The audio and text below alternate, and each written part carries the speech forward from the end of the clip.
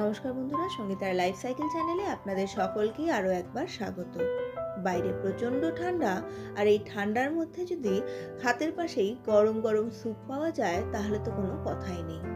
বাড়িতে বানানো হেলদি এবং টেস্টি স্যুপ যদি রেস্টুরেন্টের মতন হয় তাহলে রেস্টুরেন্টে এই ঠান্ডার মধ্যে আর যেতে হবে না।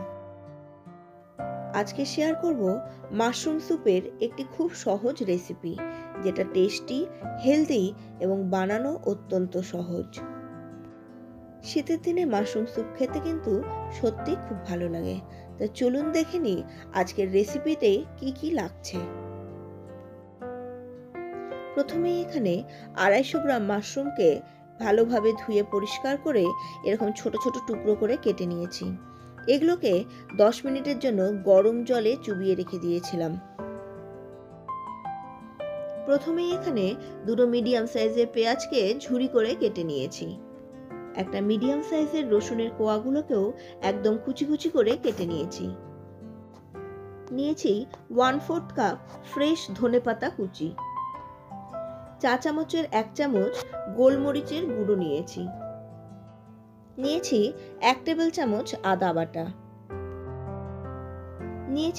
1 টেবিল চামচ কর্নফ্লাওয়ার, ফ্রেশ ক্রিম 2 টেবিল চামচ মতো, তবে এটা অপশনাল, স্কিপ করতে পারেন। কড়াই গরম করে এর মধ্যে প্রথমে 1 টেবিল চামচ বাটার দিয়ে দেব। যেহেতু বাটারটা খুব তাড়াতাড়ি জ্বলে যায়, তাই এখানে 1 টেবিল স্পুন রিফাইন্ড অয়েলও যোগ করে নেব। এর ফলে রিফাইন্ড অয়েলের মধ্যে থেকেও বাটারের গন্ধ বেরিয়ে আসবে, আর বাটারটাও একদমই জ্বলবে না। বাটারটা গলে গেলেই কুচি করে রাখা রসুনের কোয়াগুলোকে দিয়ে খুব ভালো করে ভেজে নিতে হবে। বাটার আর রসুনের একটা খুব সুন্দর গন্ধ বের হয়। রসুনটা ভাজা হলেই দেখবেন একটা অসাধারণ গন্ধ বেরিয়ে আসছে। এইবার এখানে কুচি করে রাখা পেঁয়াজগুলোকেও দিয়ে দেব, এবং এটাকেও কিন্তু খুব ভালো করে ভেজে নিতে হবে, যতক্ষণ না পর্যন্ত কাঁচা পেঁয়াজের গন্ধটা একদম চলে যাচ্ছে। পেঁয়াজ আর রসুনটা খুব ভালোভাবে ভাজা হয়ে গেলেই এবার প্রথমেই এখানে দিয়ে দেব যে আদা বাটাটা নিয়েছিলাম সেটাকে, কারণ আদা বাটাটাকেও খুব ভালো করে ভেজে নিতে হবে যতক্ষণ না পর্যন্ত কাঁচা আদার গন্ধটা একদম চলে যাচ্ছে। সবগুলোকে ভালোভাবে ভেজে নিয়ে এবার এর মধ্যে কেটে রাখা মাশরুমের টুকরোগুলোকে দিয়ে দেব। মাশরুমটাকেও খুব ভালো করে ভাজতে হবে। লো টু মিডিয়াম ফ্লেমে ঢেকে ঢেকে মাশরুমটাকে 10 থেকে 15 মিনিট ভালো করে ভেজে নিতে হবে। মাশরুম এমনিতে দেখতে নরম হয়, কিন্তু এটা দেখবেন কিছুতেই গলে যাবে না। মাশরুম ভাজাটা যত সুন্দর হবে, এই স্যুপের টেস্ট ততটাই ভালো হবে। স্বাদ মতো লবণ দিয়ে আবার গোটাটাকে খুব ভালো করে ভেজে নিতে হবে।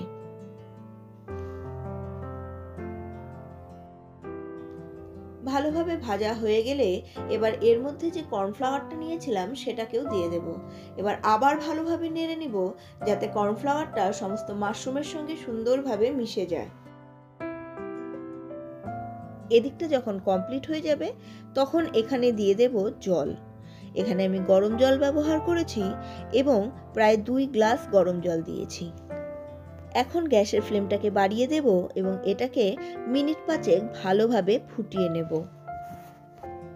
কর্নফ্লাওয়ার আর মাশরুমটাকে খুব ভালোভাবে কষিয়ে নেওয়ার পরে আমি ওখান থেকে 4 টেবিল চামচ মাশরুম তুলে একটি মিক্সিং বোলে নিয়ে নিয়েছি, আর বাকি যে মাশরুম ছিল তার মধ্যে জল দিয়ে ওটাকে ফুটতে দিয়েছি। এইবার মিক্সিং বোলের মধ্যে যে মাশরুমটা নিয়েছিলাম সেখানে সামান্য একটু জল দিয়ে ভালোভাবে একটা পেস্ট করে নিতে হবে।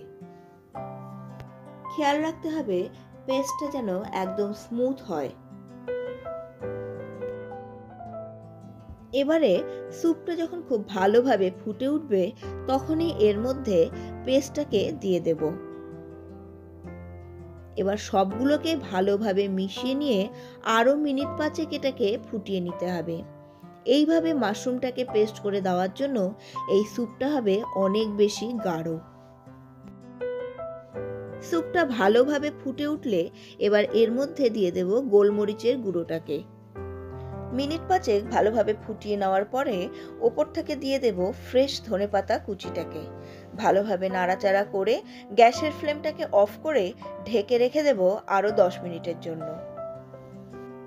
আশা করছি আজকের এই ডেলিসিয়াস বাট সিম্পল মাশরুম স্যুপের রেসিপিটি আপনাদের সকলের পছন্দ হয়েছে। এবার গরম গরমে পরিবেশন করুন। ওপর থেকে ছিটিয়ে দিয়েছি আরও কিছু ফ্রেশ ধনেপাতা কুচি। আর এবার দেব ফ্রেশ ক্রিম, যেটাকে নিয়েছিলাম। ফ্রেশ ক্রিমটা কিন্তু শুধুমাত্র এটাকে গার্নিশিংয়ের জন্যই ব্যবহার করছি।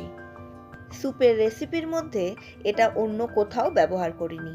তাহলে বুঝতেই পারছেন আজকের এই মাশরুম স্যুপের রেসিপিটি কতখানি হেলদি।